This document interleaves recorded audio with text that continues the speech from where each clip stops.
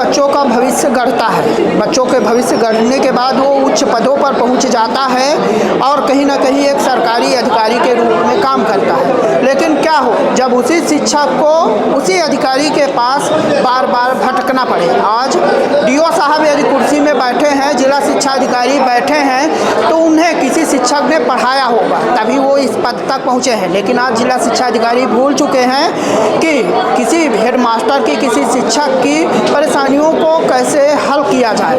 ये मेरे साथ जो दो शख्स मौजूद हैं, ये हेडमास्टर हैं, टीचर हैं, बच्चों को पढ़ाते थे, लेकिन पढ़ाने के बावजूद इन्हें सरकार से जो एरियर्स, जो वेतन वृद्धि हुई थी, उसके लिए आज ये भटक रहे हैं। क्या है पूरा मामला, जान लेते हैं। क्या नाम है? चौधरी, छेदीलाल चौधरी।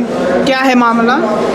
वेतन एरियर की एक किस्त हमको प्राप्त हो गई थी, पूर्व में प्राप्त हो चुकी है, और दूसरी किस्त के लिए मैं लगभग 4 साल से भटक रहा हूँ।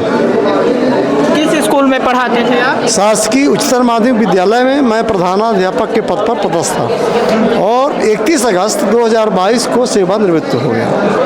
सेवा रिटायर हो चुके हैं। ये आदेश कब आया था आपको देने के लिए एरियर? ये आदेश तो जब मैं नौकरी में था उसी समय आया था। हाँ। जी।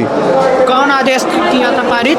सरकार का था या लोक शिक्षण संचालनालय भोपाल। हाँ। जी। क्या आदेश था उसमें? कि नियुक्त जो शिक्षक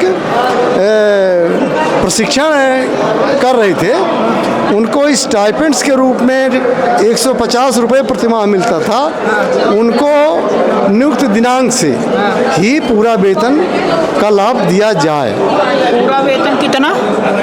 उस समय हम लोग 169 300 का स्केल था, उसके हिसाब से भुगतान कराया जाए। जी। तो कितना पेमेंट बनी जो रिटायर अभी तक में आपकी बनी थी रिटायरमेंट होने तक? अभी तक तो सर अब तक का नहीं है। हाँ। ये केवल ट्रेनिंग पीरियड का है। अच्छा, तो कितना था? लगभग 30,000। हाँ, लगभग 30,000। तो कितना आ चुका है अभी आपका? लगभग 30,000 आ चुका है। और कितना बचा? इतना ही बचा है, 30,000। जी जी। आपका भी यही है? जी, सेम यही है, पर मेरी राशि जो है लगभग 20 लाख करीब है। अच्छा जी। तो डीओ ऑफिस आप लोग जाते हैं? BO office.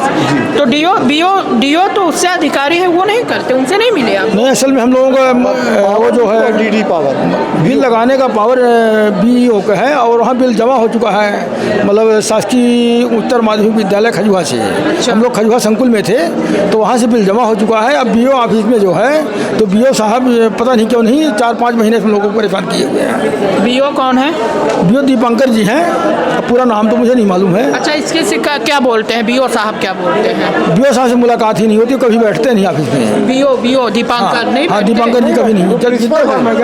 वो प्राचार्य हैं मार्तन नंबर 2 में। वो यहाँ कभी वही 6-7 बजे 8 बजे रात आए, दस्तखत करके चले गए। हाँ जी। और डीओ साहब से हम लोग ने शिकायत की जा सकती है कि नहीं होती? शिकायत नहीं किए।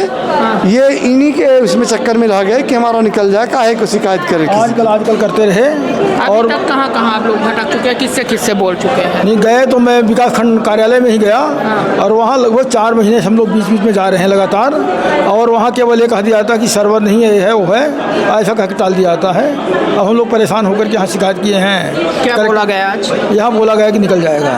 ठीक है, निकल जाएगा बोला जा रहा है, लेकिन देखना दिलचस्प होगा कि इनका, क्योंकि ये इनकी कमाई है, इनका अधिकार है और इन्हें मिलना चाहिए। ऐसा तो है नहीं कि किसी का जेब में डकैती डाल रहे हो, है ना। तो सरकार को भी ये सोचना चाहिए और बीओ कार्यालय को भी सोचना चाहिए कि जो जिनकी मेहनत की कमाई है वो समय से मिल जाए। वीडियो जर्नलिस्ट नंदन के साथ नीरज तिवारी।